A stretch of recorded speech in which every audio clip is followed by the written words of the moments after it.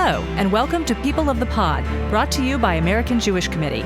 Each week, we take you beyond the headlines to help you understand what they all mean for America, Israel, and the Jewish people. I'm your host, Manya Brashear-Pashman.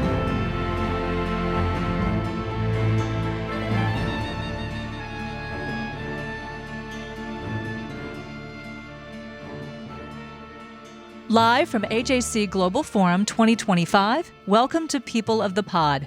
For audience members who are not in this room, you are listening to a show that was recorded in front of a live studio audience on April 29th at AJC Global Forum 2025 in New York.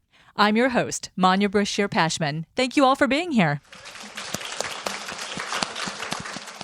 In countries around the world, women are working more than ever before. But compared to men, they are not earning as much or being afforded an equal voice at work, at home, or in the community. In no country in the world do women have an equal role. Let me repeat that. In no country in the world do women have an equal role when it comes to setting policy agendas, allocating resources, or leading companies.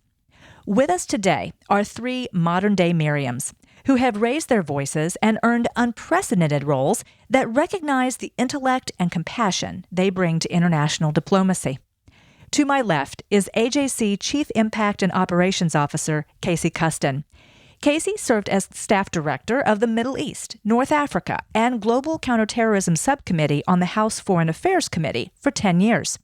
She has worked on political campaigns at the state and national level, including on Jewish outreach for Barack Obama's presidential campaign. Welcome, Casey. To Casey's left is Dana Stroul. She is the Director of Research for the Washington Institute for Near East Policy. She was the Deputy Assistant Secretary of Defense for the Middle East. In this role, she led the development of U.S. Department of Defense policy and strategy for Bahrain, Egypt, Israel, Iran, Iraq, Jordan, Kuwait, Lebanon, Oman, Palestinian Authority, Qatar, Saudi Arabia, Syria, United Arab Emirates, and Yemen. Prior to that, she also served on Capitol Hill as the senior professional staff member for the Middle East on the Senate Foreign Relations Committee. Welcome, Dana.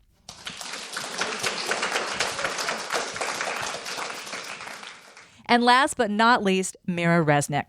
Mira was the former Deputy Assistant Secretary of State for Israeli and Palestinian Affairs and Arabian Peninsula Affairs, in which she handled two crucial Middle East portfolios usually helmed by two separate people. Previously, she oversaw the department's Office of Regional Security and Arms Transfers, where she managed foreign arms sales and shepherded the Biden administration's military assistance to Ukraine and Israel after Russia's invasion and after the October 7th Hamas attacks. Like Casey, Mira has also served as a senior professional staff member with the House Committee on Foreign Affairs, focusing on the Middle East and North Africa. Thank you for being here, Mira. Welcome to all of you to People of the Pod. I think it's safe to say this panel right here and all the knowledge and experience it represents could solve the Middle East conflict in one day, if given the chance. Casey, you served for a decade as staff director for the Middle East, North Africa, and Global Counterterrorism Subcommittee. A decade. Wow. You witnessed a lot of transition. But what were the constants when it came to regional cooperation and security needs? What's the saying? The enemy of my enemy is my friend. And that's the world that we're all trying to build. So, from an American perspective, which we all came from in our government work, it was trying to find those shared interests and trying to cultivate where we could points of common interest. And even with the challenges of October 7th now, perhaps stalling some of those areas of progress, you still see that the Abraham Accords haven't fallen apart. You saw when Iran launched missiles at Israel, you saw other countries in the region come to maybe they wouldn't say Israel's defense, it was their airspace defense, but you saw that still working, you see that still working now.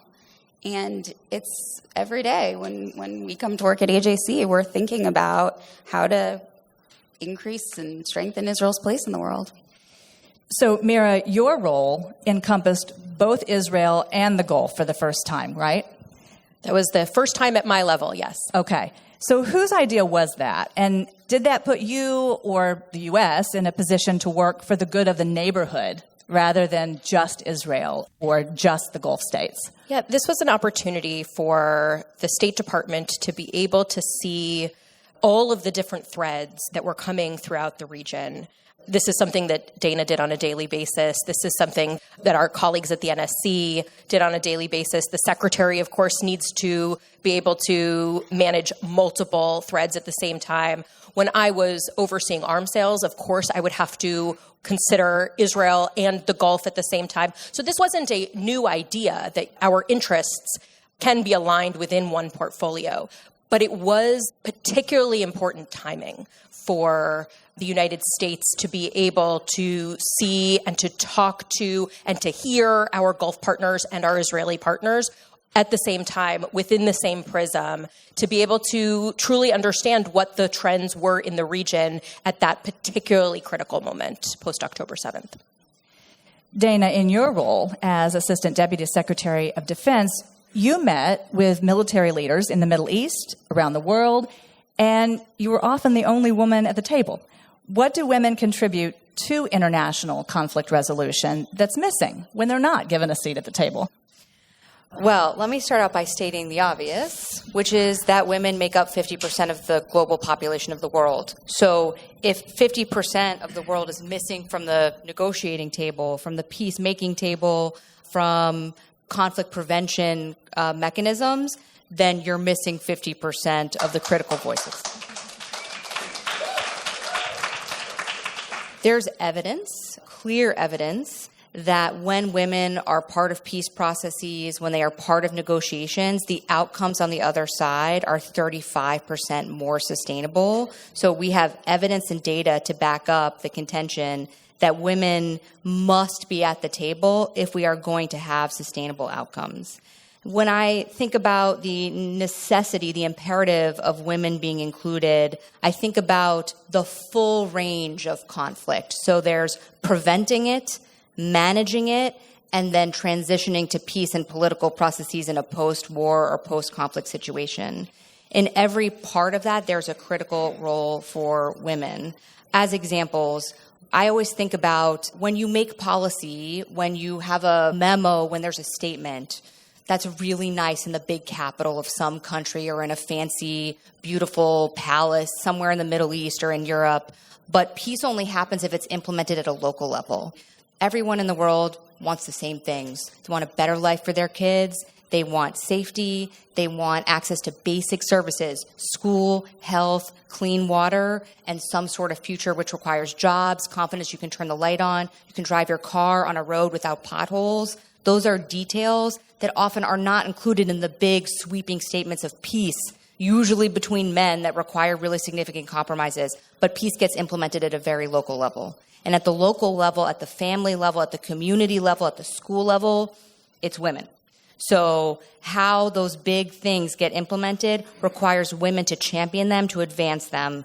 And I will also just say, generally we should aspire to prevent conflict from happening. There's data to suggest that in countries with higher levels of gender equality, they are less likely to descend into conflict in the first place. Can you recall a particularly consequential moment during your tenure when you were at the table and it mattered?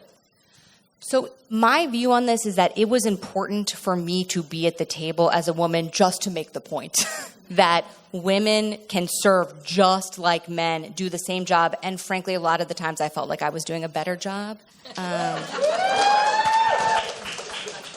So what was really important to me, and I can also just say sitting up here with Mira and Casey, is that all of us have worked together now for more than a decade at different stages of getting married, thinking through having kids, getting pregnant, taking parental leave, and then transitioning back to work. And all of us have been able to manage our careers at the same time.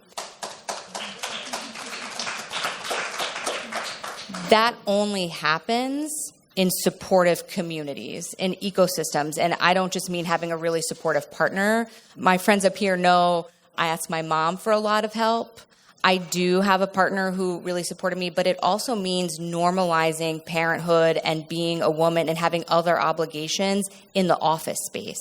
I would make a point of talking about being a parent or talking about being a woman to normalize that women can be there. And often there were women really across the whole Middle East. There were always women in the room. They were just on the back wall, not at the table. And I could see them looking at me. And so I thought it was really important to make the point that, one, a woman can be up here, but I don't have to be like the men at the table. I can actually talk about, well, I can't stay for an extra day because I have a kindergarten, theater thing, and I have to run back and do that. Or there were many times, actually, I think Mira was like Zooming for parent-teacher conferences after we were having the official meeting. But I think it's important to actually say that at the table. I'm going to leave now and go back to my hotel room because I'm making a parent-teacher conference, or I have to be back by Friday because I'm taking a kid to a doctor's appointment. So all the women that come after us can see that you can do both, and the men at the table can understand that women have a right to be here,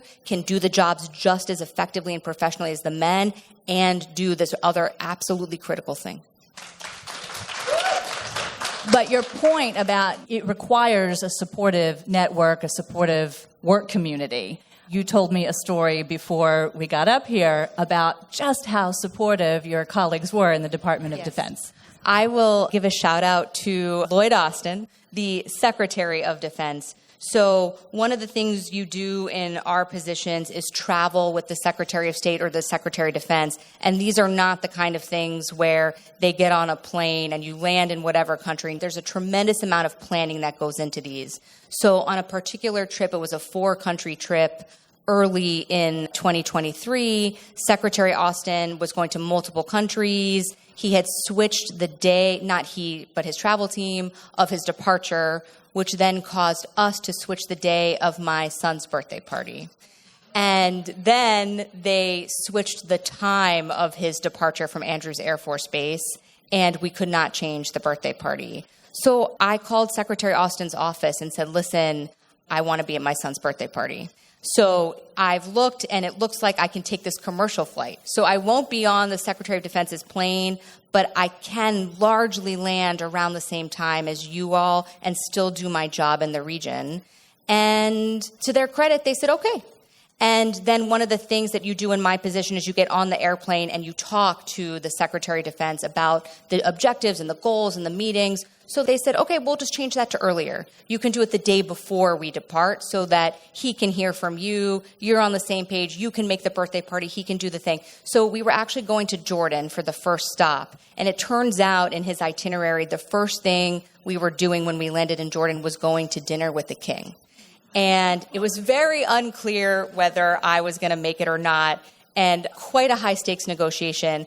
But the bottom line is this. I finished the birthday party, had my mother come to the birthday party to help me clean up from the birthday party, changed my clothes, went to Dulles, got on the airplane, sort of took a nap, get off the airplane, and there is an entire delegation of people waiting for me as you exit the runway of the airplane. And they said, well, you need to go to this bathroom right here and change your clothes.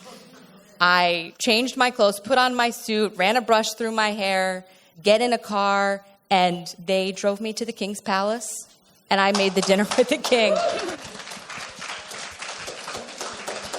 It's an example of a team, and in particular, Secretary Austin, who understood that for women to have the opportunities, but also have other obligations, that there has to be an understanding and some flexibility, but we can do both. And it took understanding and accommodation from his team, but also a lot of people who are willing to work with me to get me to the dinner. And I sat next to him, and it was a very, very good meal. I find that so encouraging and empowering. Thank you so much. Casey, I want to turn to you. Mira and Dana worked under particular administrations. You worked with members of Congress from different parties. So how did the increasing polarization in politics affect your work, or did it? It's funny, I was traveling last week for an AJC event, and I ended up at the same place with a member of Congress who was on my subcommittee and I knew pretty well, and he looked at me and he said, the Foreign Affairs Committee, as you know it, is no longer. And that was a really sad moment for me because people always described our committee as the last bastion of bipartisanship. And the polarization that is seeping through every part of society is really impacting even the foreign policy space now. As you see, our colleague, our managing director of Europe, Simone Rodan, who many of you know, just wrote a piece this week talking about how as Israel has become to the progressive wing, Ukraine has become to the far right. And I think about all the years I spent when Ted Deutsch, our CEO, was the top Democrat on the Middle East subcommittee, and Ileana Ros-Lehtinen, a great friend of AJC, was the chair of the subcommittee. And Ted and Ileana would travel around together, and when she was the chair, she always made a point of kind of joking, like, Ted's my co-chair. And we did so many pieces with Mira's great support of legislation for the U.S.-Israel relationship, for Syria, for Iran, that we worked on together, really together, like at the table with my staff counterparts, trying to figure out, what can your side swallow, what can your side swallow. And I hear from so many of our former colleagues that those conversations aren't really taking place anymore. And, the great thing about AJC is we are nonpartisan, and we try so hard to have both viewpoints at the table, but even that gets harder and harder. And Dana's story about the King of Jordan made me laugh because I remember a very similar experience where I was on a congressional delegation and Chairwoman Ros-Lehtinen, I was 6 months pregnant at the time, and I wanted to go on the trip, and the doctor said I could go on the trip. And we were seated around the table having the meeting, and I, as you won't be able to hear on the podcast, but you in this room know, look very young despite my age, and you're self-conscious about that. And I remember Ileana just being so caring and supportive of me the entire trip. And I wasn't even her staffer. And I remember she announced to the King of Jordan that I was 6 months pregnant, and you could kind of see him go, okay, that's thank you, that's very nice. But even just having that moment of having the chairwoman on the other side of the aisle, that whole trip, I think I've told some AJC people another funny story of on that same trip, we met with the Greek Orthodox patriarch in Jerusalem, and she pulled me up to him, and she said to the patriarch, "Will you bless her unborn child?" Knowing I'm Jewish, she leaned over and said to me, "Can't hurt." So I hope that we return to a place like that on Capitol Hill. I think there are really good staffers like us who want that to happen. But it is just as hard a space now in foreign policy as you see in other parts of politics. Mira, I want to ask you another policy-related question. How did the Abraham Accords change the dynamics of your combined portfolio, and how could it shape the future? One of my first trips, certainly my first trip to the Middle East, when I was the Deputy Assistant Secretary for Regional Security overseeing security assistance and security cooperation, was to Dubai as the State Department representative for the Dubai Air Show. And it is a huge event that showcases the world's technology. And I remember walking into the huge hangar that every country that has a defense industry was showcasing their most important munitions, their most important aircraft. And I remember seeing the enormous Israeli pavilion when I was there. And I was staying at a hotel, and I get to the breakfast, and they said, "Would you like the kosher breakfast or the non-kosher breakfast?" And I'm like, am I in Israel? And I was blown away by the very warm relationship in the security space, in the humanitarian space. I agree with Casey that things have gotten a little tougher since October 7th and since the aftermath in Gaza. But what I would also point out is that April and October, during the time when we witnessed Israel undercover, when we witnessed Iran's missiles and projectiles going toward Israel and going toward other regional airspace, our diplomats, our militaries, our intelligence officials all had earlier warning because of the work of other Gulf governments, even those who have not joined the Abraham Accords. And that is a prime example of where this security cooperation really matters. It saves lives. So, Casey, so much of what AJC does has to do with international diplomacy and maintaining that regional cooperation and security. And that sounds a lot like your previous role.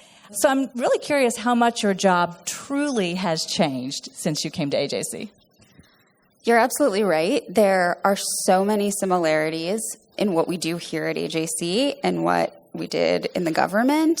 And the core of that is really those relationships that you build with partners and interlocutors in other countries and other governments.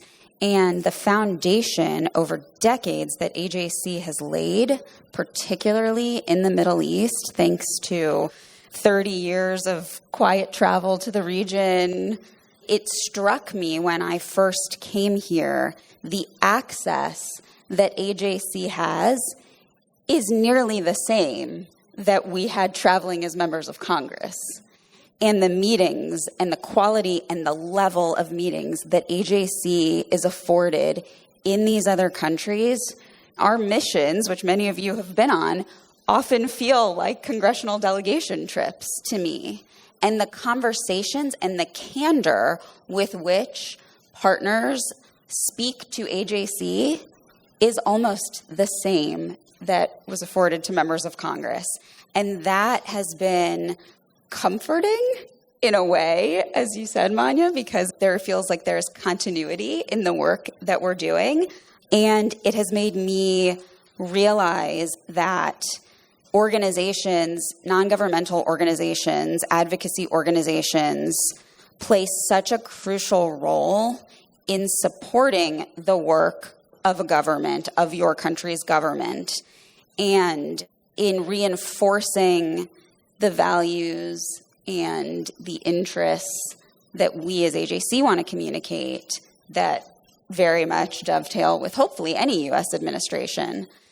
I think that the role that an organization like ours, like AJC, can play in a particular moment like we're in, where, as we've discussed, there's hyperpartisanship, and we hear a lot, Dana mentioned this, we hear a lot from foreign partners that the way our democracy works with a change in administration every 4 years is unsettling to some of them because they don't know if a particular policy or agreement is going to continue.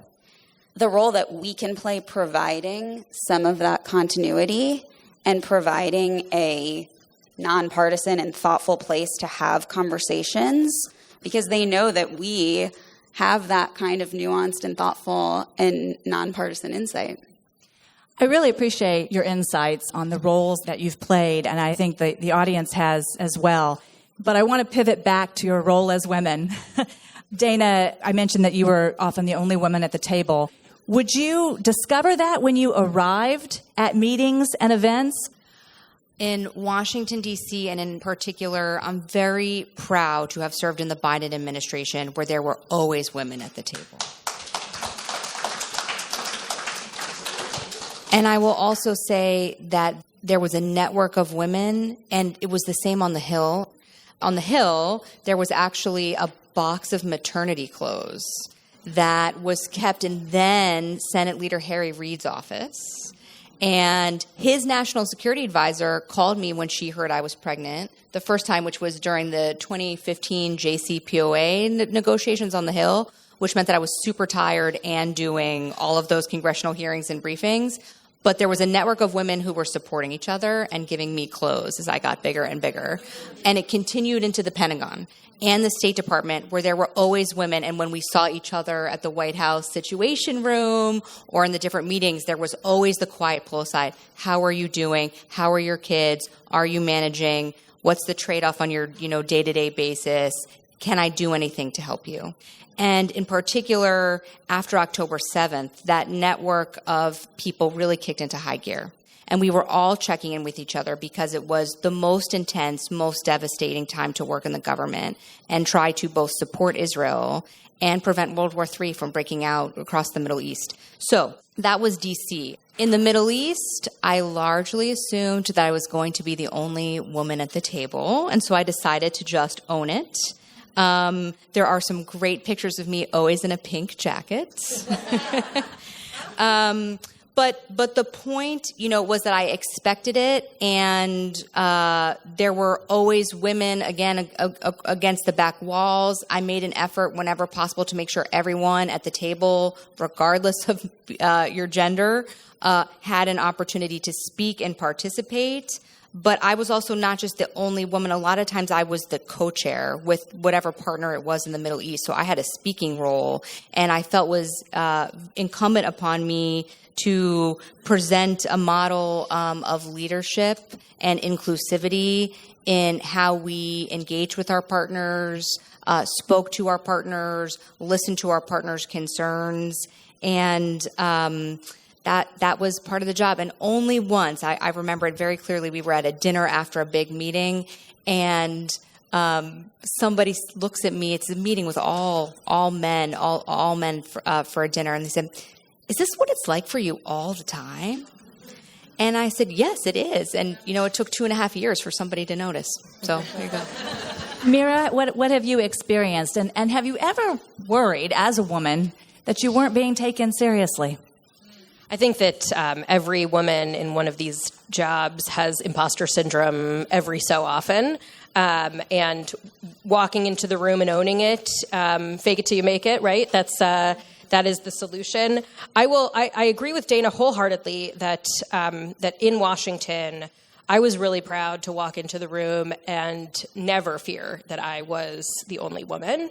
And I even remember traveling where another delegation was all women and our delegation was all women, and how surprising that was, and then how disappointing how surprising that was. But to take notice of the moment, because they don't happen very often. I think that in Washington and throughout diplomacy, the goal is to pay it forward to other women. And I wasn't the last person to pump in the Ramallah Coca-Cola factory, and I wasn't the first person to pump in the Ramallah Coca-Cola factory, but that was like my moment where I was like, oh, this is a strange place to be a woman, right? But I do find that women really bring holistic views into our policymaking, and whether it's meeting with civil society, even if your job is strictly security cooperation, to understand the human impacts of your security decisions, or making sure that you are nurturing your people, that you are a good leader of people. I remember post-October 7th, I was looking for some way that I could nurture in the personal life. And I see Nadine Benstock here, who goes to my shul, and Stephanie also. Stephanie Giloff is also in the audience. She's my neighbor and also goes to my shul. After October 7th, I took on the Kiddush committee coordinator at my shul, so that every week, no matter what I was experiencing at the office, and no matter where I was in the world, our community would be a little bit more nurtured.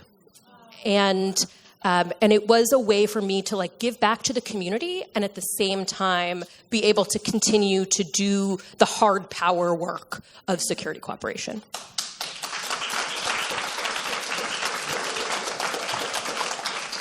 So Mira, Casey, Dana, thank you so much for joining us, sharing your modern day Miriam experiences.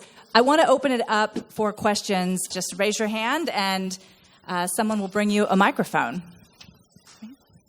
Hi, I'm Maddie Engel. I'm a Leaders for Tomorrow alumni. What is some advice that any of you have for young women like me in the advocacy space and in general? First of all, thank you for taking the time to come to Global Forum and for joining Lyft. You've already taken the first step to better arming yourself as an advocate. I think there is... I wish someone had said to me, probably before I met the two of them who did say it to me, that it was okay to take up space around the table. I remember sitting in secure facilities, getting classified briefings from ambassadors, male ambassadors, who were 30 years my senior, and watching the two of you in particular not be scared to challenge the back and forth when I, as a probably still mid-20s, early 30s, did have fear of speaking up. And I wish someone, when I was your age, as a teenager, had, and obviously not, I had supportive parents who told me I could do anything, but it's different. It's different than seeing it modeled by people who are in the same space as you and who are maybe even just a couple years older than you. So I would just say to you not to ever be afraid to use your voice. This is a memory that has stuck with me for 15 years. I was in a meeting sitting next to my congressman boss with two men who were probably in their 60s, and a vote was called. And you never know on the Hill when a vote is going to be called, so it interrupts a meeting. And he had to go vote, and he said, "Casey will finish the meeting with you." And they looked at him and said, "Does she know what we're talking about?" We have all been there, Casey. We have all been there.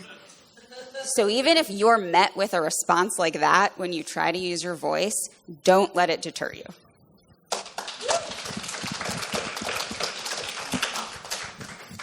Hi guys, I'm Jenny. This has been my favorite session of the 3 days. Thank you guys. Yeah. My mom was the first female woman brakeman conductor on Amtrak, so you guys are just so empowering me. As a long-time Democrat, you guys talked about bipartisan issues with how the Democratic Party is. I know you guys probably can't go fully into this. Do you have any inspiring words to give us hope when it feels very scary right now as a Democrat how divided our party is? I work for a nonpartisan organization now, so I'll let them handle that one.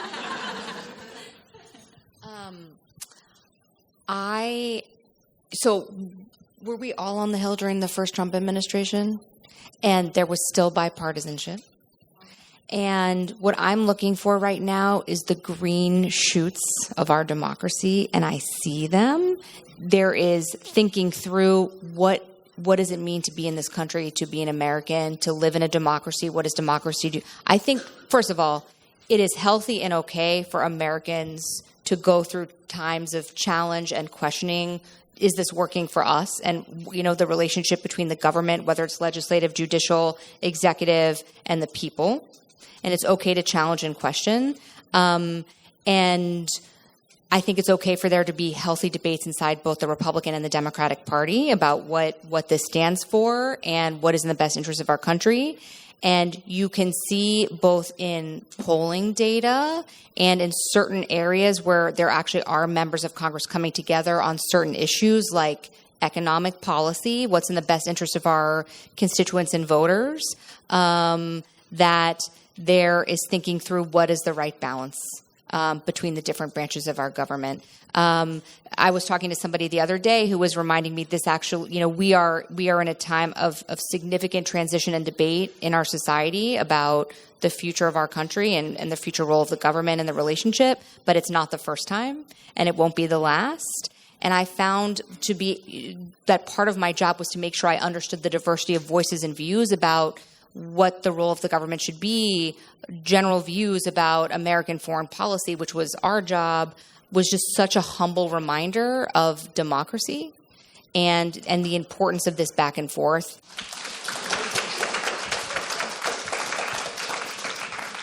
My question for you is, what are your hopes and dreams for Generation Alpha who will be able to vote in the next election? I think we all our kids are still in elementary. Or Mira, your one is going into middle schooler now.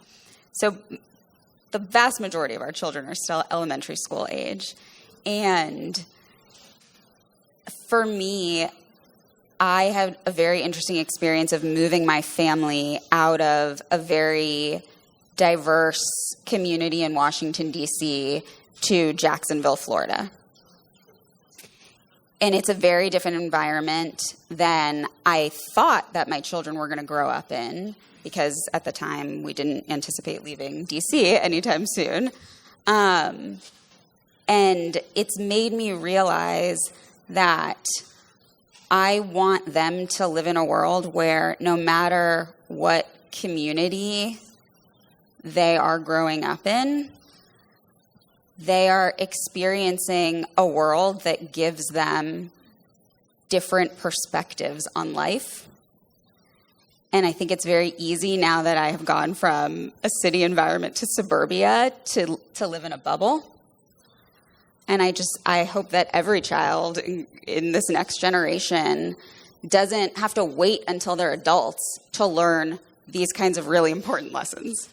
I have 2 additional things to add. I'm very concerned at the polling suggests the apathy of young people toward voting, the power of voting, why it matters, and participation, that you need to be an active citizen in your governments. And you can't just vote every 4 years in the presidential election. There's actually a ton of voting, including like the county boards of education. You got to vote all the way up and down, continuously, and that it's okay to have respectful debate, discourse, disagreements in a democracy. So I would like this generation to learn how to have respectful discourse and debate, to believe that their votes matter, and just vote. And 3, on the YouTube thing, which is terrifying to me, so I'm hoping the educators help me with this, is how to teach our kids to separate the disinformation, the misinformation, and the fiction that they are getting because of YouTube and online. So mine are all elementary schoolers, and I have lost positive control of the information they absorb. And now I'm trying to teach them, well, that's not real. And do I cut off certain things? How do I engage them? How do I use books, and when? So they need to not just be active participants in their society, all up and down the ballot multiple times every year, but they need to know how to inform themselves. That our children And Mira, that they see the value in cooperation with each other. That they see the value of face-to-face conversation.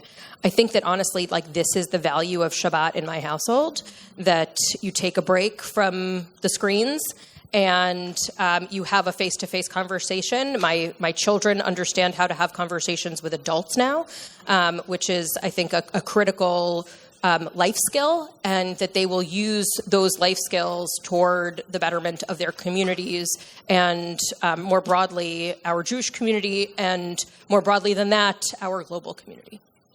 thank you so much. Thank you to everyone. Thank you for listening. This episode is brought to you by AJC. Our producer is Atara Lakritz. Our sound engineer is TK Broderick. You can subscribe to People of the Pod on Apple Podcasts, Spotify, or Google Podcasts, or learn more at ajc.org/peopleofthepod. The views and opinions of our guests don't necessarily reflect the positions of AJC. We'd love to hear your views and opinions or your questions. You can reach us at peopleofthepod@ajc.org. If you've enjoyed this episode, please be sure to tell your friends, tag us on social media with #PeopleOfThePod, and hop on to Apple Podcasts to rate us and write a review to help more listeners find us. Tune in next week for another episode of People of the Pod.